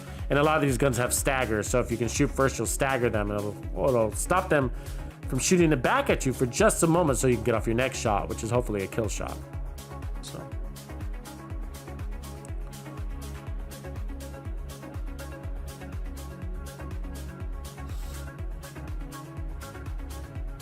Base Connor says, I seem to pick up exotics on hard for some reason, switching levels between missions, etc. Yeah, that's sort of my point. Yeah, hard too. So hard and challenging modes, you're gonna get more exotics than heroic and legendary. Weird, but seems to be the case.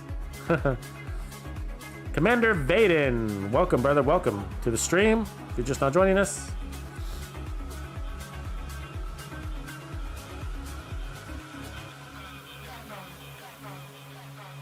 Dubster says, I use my shield, but I don't move around with it. I use it as a shield drop and to strafe NPCs. Yeah, that's probably the best way to use the shield. Like, actually, when I use the shield, I usually use it offensively. You know, like, so when I'm running, probably the only times I use the shield is when I'm running firewall, so that I can get that additional damage out of it. You know, where you're standing in front of enemies, you'll get, you know, X amount of damage from the shield mods. So that's why I run. That's usually why I run a shield. It's for the offense, not the defense. And for those builds, it's usually not running a lot of armor, so the shield itself is pretty weak. It can't take a lot of hits. So, and I usually have armor and kill to make up for any damage I take. But yeah, I think that's the best way to use shields. Is to strafe, or when somebody's flanking you and you just need to move from one cover point to another, and you can whip out that shield as you're kind of bouncing covers to protect your armor. I think it's a good way to use a shield. But the decoy works really well for that too. You know, if you just time your skills, and that's really important for playing out of cover and solo legendary, is timing your skills. Very important, you know, in relation to enemy spawns, right? So you want to make sure your skill is not on cooldown when you get a new spawn, because enemies are usually really aggressive during new spawns, right? They come running at you. And so you want to have your skills alive and thriving at that point. You don't want to be in cooldown. So anyways, the decoy is really good. If you get flanked, or you need to pick up a homie, or you just need to distract and go on a killing spree, the decoy is really good for that. I think the decoy is the best shield out there. It's better than the hard shield. Really good. Jacob Starkey. Can I have a shout out, please? I'm having a third baby on Christmas Day. Happy new baby day for Jacob Starkey. Having a baby on Christmas Day. It says you can have a little Jesus. A little Jesus. How sweet. Jacob, congratulations, man. That's a big day. Is this your first baby? Oh, your third baby. It's your third baby. Wow, congrats, man. Boys, girls, what's your army look like? Is it a mixed unit? I have all girls. I get 2 girls, and my youngest is actually born on my birthday, which is New Year's Eve. I was born on New Year's Eve, and she was born on New Year's Eve. So yeah, my birthday's coming up, just around the corner. New Year's Eve. I'm a New Year's Eve baby, which is a rare thing, right? And then my daughter was born on my birthday too, which is even more rare. Think about that. Crazy. So it's rare for her to be born on New Year's Eve, the last day of the year, and then to be born on, which is also my birthday. On top of that, that's just crazy. That's just crazy. But yeah, man, children are beautiful. They're wonderful. Light of my life. That's why I get up in the morning. Keeps me going. Congratulations, man. Eclipse 187. Hey, Tux. Hope your Thanksgiving is going well. It's gonna go even better when I have some ham in my belly. Ham in my belly. Right now we're making brain slushies, but I want to follow it up with some honey baked ham. Never did see if anybody's got a honey baked ham store in their city, especially if you're in the US. Is this a local franchise or is it national? I don't know. You guys ever heard of Honey Baked Ham, the store? Honey Baked, I think is what they're called.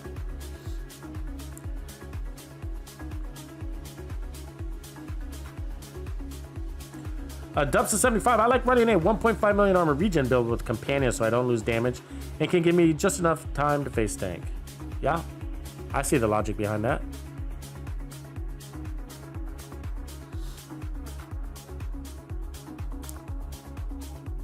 All right, guys, so we're running against our time here, a little bit over, so I gotta bounce because my tummy is starting to gurgle and talk back to me. All this talk about food, but I will be putting on some more stuff this weekend, so I look forward to connecting with you, especially sharing these named item caches and opening them back to back. 20 of them is the plan, so that you can see what I get and, you know, compare those to your results and see if you're getting the same success with your farming. So, but for now, hopefully you find yourself a good build. Maybe this one inspired you to make something similar. But please be sure to be farming this event. You guys, it's worth it. It's a lot of fun. And also you're going to get some really good gear out of those named item caches if that's where you choose to spend your red stars. So anyways, named item caches cost 8 red stars if you didn't already know that. So for every 8 levels, you're going to get a chance to open a named item cache. So stack them, open them. And remember, the event does end on Tuesday. So spend all of your red stars by Monday night, or you will lose them. They will not carry over. You can lose all of your red stars, guys. They will not carry over. You need to spend them by Monday night. All right. Have a good rest of your turkey day. I'll see you on the flip. Love you.